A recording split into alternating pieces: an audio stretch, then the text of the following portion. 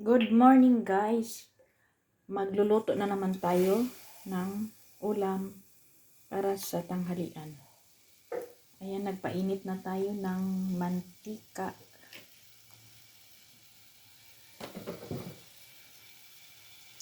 Mag-start na tayo ng gisa ng bawang.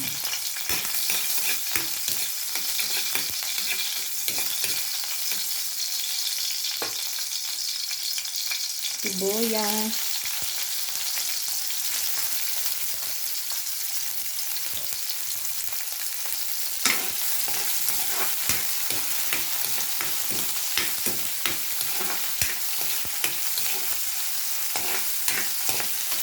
Lutong bahay lang tayo palagi guys, kasi nandito lang naman tayo sa bahay.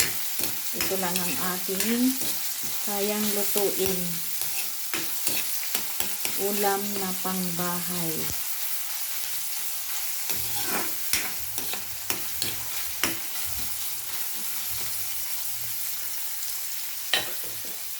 Ilagay ko na ang chicken. Konting chicken lang para sa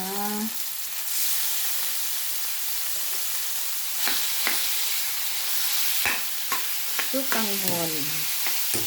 Magsabaw tayo ng sutanghon.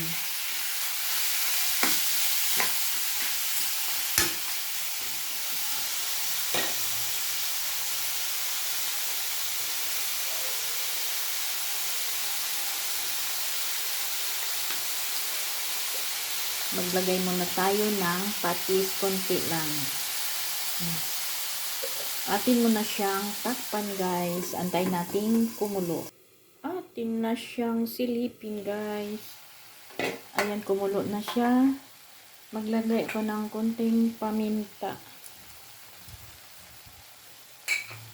Tapos halo-haloin natin ng konti.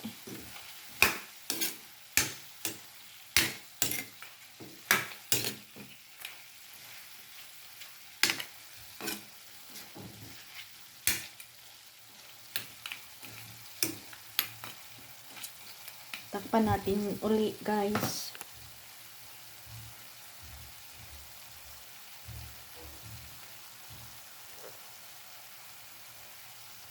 Atin na silipin guys. Atin nang lagyan ng tubig para sa sabaw, magkaroon ng sabaw. Ayan ang tubig. Damihan natin ng tubig para magkaroon tayo ng sabaw. Maglagay ako ng chicken cubes. Kasi chicken nga yung niluluto natin. Kaya lagyan natin ng chicken cubes.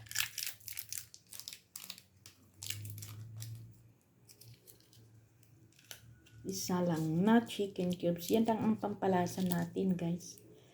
Pampadagdag sarap sa ating niluluto.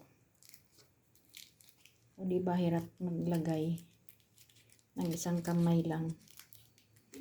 O diba, antayin na naman natin yan siyang kumulo. Ating silipin guys. Ay, ito malapit na kumulo. Kulang pa ng konti. Dagdagan pa natin ng kulo. Pakuluin pa natin ng pakuluin para lumambot ang kanyang chicken. Ayan, kumulong-kulo na siya guys. Atin nang ilagay ang ating gulay na repolyo. Repolyo lang at saka carrots. Ang dami palang nalagay kong repolyo. Ang daming gulay. Dapat pala 1/4 lang ng 1/4 lang sana. Nadamihan ko. It's okay na lang. Pwede na yan. Pakuluin na lang natin ng sandali yan guys. Bye!